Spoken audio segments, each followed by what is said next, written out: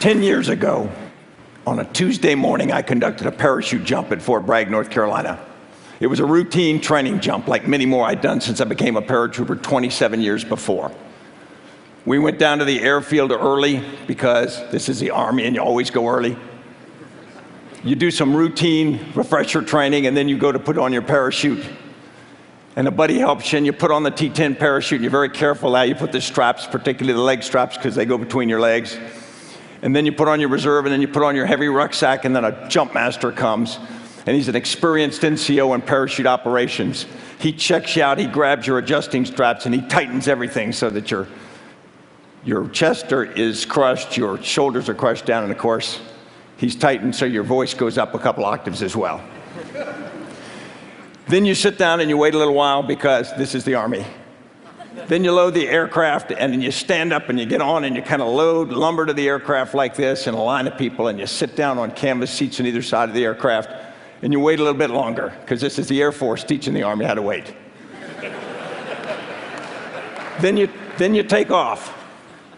And it's painful enough now, and I think it's designed this way. It's painful enough so you want to jump. You didn't really want to jump, but you want out. So you get in the aircraft, you're flying along, and at 20 minutes out, these jump masters start giving you commands. They give 20 minutes, that's a time warning. You sit there, okay. Then they give you 10 minutes, and of course you're responding with all of these, and that's to boost everybody's confidence, to show that you're not scared. Then they give you, get ready. Then they go, outboard personnel, stand up. If you're an outboard personnel, you stand up. If you're an inboard personnel, stand up. And then you hook up, and you hook up your static line, and at that point you think, hey, guess what? I'm probably going to jump. There's no way to get out of this at this point. You go through some additional checks, and then they open the door. And this was that Tuesday morning in September, and it was pretty nice outside, so nice air comes flowing in. The jump masters start to check the door, and then when it's time to go, a green light goes, and the jump master goes, go. The first guy goes, and you're just in line, and you just kind of lumber to the door. Jump is a misnomer. You fall. You fall outside the door, you're caught in the slipstream, but the first thing you do is you lock into a tight body position. Head down on your chest, your arms extended, put over your reserve parachute. You do that because 27 years before, an airborne sergeant had taught me to do that. I have no idea whether it makes any difference, but he seemed to make sense. And I wasn't going to test the hypothesis that he'd be wrong. And then you wait for the opening shock for your parachute to open. If you don't get an opening shock, you don't get a parachute, you got a whole new problem set. But typically you do. Typically it opens. And of course, that's if your leg straps aren't set right at that point, you get another little thrill. Boom. So then you look around, you're under academy, you say, this is good. Now you prepare for the inevitable. You are going to hit the ground. You cannot delay that much. And you really can't decide where you hit very much because they pretend you can steer, but you're being delivered.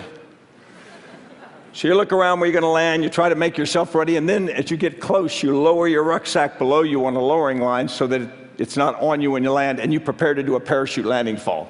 Now the Army teaches you to do 5 points of performance. The toes of your feet, your calves, your thighs, your buttocks, and your push-up muscle. And it's this elegant little land, twist, and roll, and that's not going to hurt. In 30-some years of jumping, I never did one. I always landed like a watermelon out of a third-floor window. And as soon as I hit, the first thing I did is I'd see if I'd broken anything I needed. I'd shake my head, and I'd ask myself the eternal question, why didn't I go into banking? And I'd look around, and then I'd see another paratrooper, a young guy or a girl, and they'd have pulled out their M4 carbine, and they'd be picking up their equipment. They'd be doing everything that we had taught them. And I realized that if they had to go into combat, they would do what we had taught them, and they would follow leaders. And I realized that if they came out of combat, it would be because we led them well. And I was hooked again on the importance of what I did. So now I'm I do that Tuesday morning jump, but it's not any jump. That was September 11th, 2001. And when we took off from the airfield, America was at peace. When we landed on the drop zone, everything had changed. And what we thought about the possibility of those young soldiers going into combat as being theoretical was now very, very real. And leadership seemed important. But things had changed. I was a 46-year-old brigadier general. I'd been successful, but things changed so much that I was going to have to make some significant changes, and on that morning, I didn't know it. I was raised with traditional stories of leadership, Robert E. Lee, John Buford at Gettysburg. And I also was raised with personal examples of leadership. This was my father in Vietnam. And I was raised to believe that soldiers were strong and wise and brave and faithful. They didn't lie, cheat, steal, or abandon their comrades. And I still believe real leaders are like that. But in my first 25 years of career, I'd had a bunch of different experiences. One of my first battalion commanders, I worked in his battalion for 18 months, and the only conversation he ever had with Lieutenant McChrystal was at mile 18 of a 25-mile road march, and he chewed my ass for about 40 seconds. And I'm not sure that was real interaction. But then a couple years later, when I was a company commander, I went out to the National Training Center, and we did an operation, and my company did a dawn attack. You know, the classic dawn attack. You prepare all night, move to the line of departure, and I had an armored organization at that point. We move forward, and we get wiped out. I mean, wiped out immediately. The enemy didn't break a sweat doing it. And after the battle, they bring this mobile theater, and they do what they call an after-action review to teach you what you've done wrong, sort of leadership by humiliation. They put a big screen up, and they take you through everything, and then you didn't do this, and you did do this, etc. I walked out feeling as low as a snake's belly in a wagon rut. And I saw my battalion commander because I had let him down. And I went up to apologize to him, and he said, "Stanley, I thought you did great." And in one sentence, he lifted me, put me back on my feet, and taught me that leaders can let you fail and yet not let you be a failure. When 9/11 came, 46-year-old Brigadier General McChrystal sees a whole new world.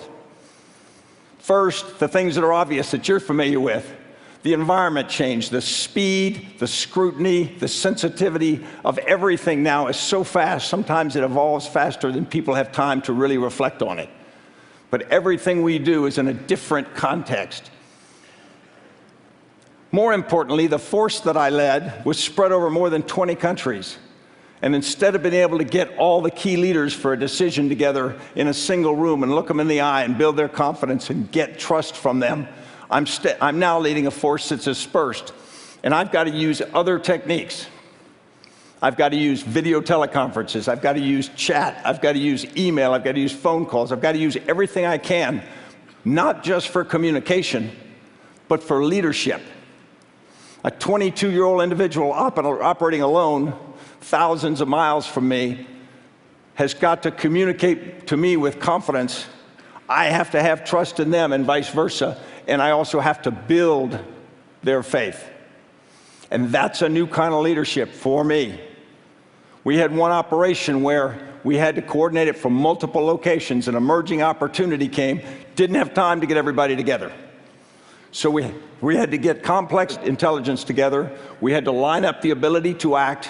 It was sensitive. We had to go up the chain of command, convince them that this was the right thing to do, and do all of this on electronic medium. We failed. The mission didn't work. And so now what we had to do is I had to do reach out to try to rebuild the trust of that force, rebuild their confidence, me in them and them in me, and our seniors in us as a force, all without the ability to put a hand on a shoulder. Entirely new requirement. Also, the people had changed. You probably think that the force that I led was all steely-eyed commandos with big knuckle fists carrying exotic weapons. In reality, much of the force I led looked exactly like you. It was men, women, young, old, not just from military, from different organizations, many of them detailed to us just on a handshake. And so instead of giving orders, you're now building consensus and you're building a sense of shared purpose. Probably the biggest change was understanding that the generational difference, the ages had changed so much. I went down to be with a Ranger platoon on an operation in Afghanistan. And on that operation, a sergeant in the platoon had lost about half his arm throwing a Taliban hand grenade back at the enemy after it landed in his fire team. We talked about the operation, and then at the end I did what I often do with a force like that. I asked, where were you on 9/11? And one young Ranger in the back, his hair's tousled and his face is red and windblown from being in combat in the cold Afghan wind. He says, sir, I was in the 6th grade.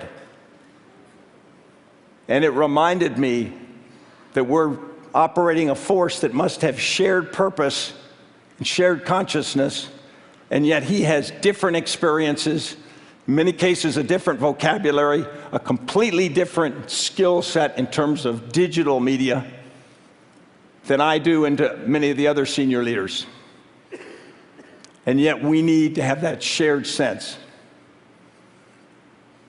It also produced something which I call an inversion of expertise, because we had so many changes at the lower levels in technology and tactics and whatnot, that suddenly the things that we grew up doing wasn't what the force was doing anymore. So how does a leader stay credible and legitimate when they haven't done what the people you're leading are doing? And it's a brand new leadership challenge, and it forced me to become a lot more transparent, a lot more willing to listen, a lot more willing to be reverse mentored from lower. And yet, you're not all in one room. Then another thing, there's an effect on you and on your leaders. There's an impact. It's cumulative. You don't reset or recharge your battery every time. I stood in front of a screen one night in Iraq with one of my senior officers, and we watched a firefight from one of our forces. And I remembered his son was in our force. And I said, John, where's your son? And how is he? And he said, sir, he's fine, thanks for asking. I said, where is he now? And he pointed at the screen. He says, he's in that firefight. Think about watching your brother, father, daughter, son, wife in a firefight in real time, and you can't do anything about it. Think about knowing that over time. And it's a new cumulative pressure on leaders, and you have to watch and take care of each other. I probably learned the most about relationships. I learned that they are the sinew which hold the force together. Every morning, I grew up much of my career in the Ranger Regiment, and every morning in the Ranger Regiment, every Ranger, and there are more than 2,000 of them, says a 6-stanza Ranger creed. And you may know one line of it. It says, I'll never leave a fallen comrade to fall into the hands of the enemy. And it's not a mindless mantra, and it's not a poem. It's a promise. Every Ranger promises every other Ranger, no matter what happens, no matter what it costs me, if you need me, I'm coming. And every Ranger gets that same promise from every other Ranger. Think about it, it's extraordinarily powerful. It's probably more powerful than marriage vows. And they've lived up to it, which gives it special power. And so the organizational relationship that bonds them is just amazing. And I learned personal relationships were more important than ever. We were in a difficult operation in Afghanistan in 2007, and an old friend of mine that I had spent many years, various points in my career with, godfather to one of their kids, he sent me a note just in an envelope that had a quote from Sherman to Grant that said, I knew if I ever got in a tight spot that you would come, if alive. And having that kind of relationship for me turned out to be critical at many points in my career, and I learned that you have to give that in this environment because it's tough. That was my journey. I hope it's not over. I came to believe that a leader isn't good because they're right. They're good because they're willing to learn and to trust. This isn't easy stuff. It's not like that electronic abs machine where 15 minutes a month you get washboard abs. And it isn't always fair. You can get knocked down, and it hurts, and it leaves scars.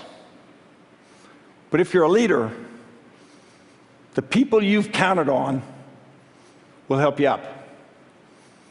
And if you're a leader, the people who count on you need you on your feet. Thank you.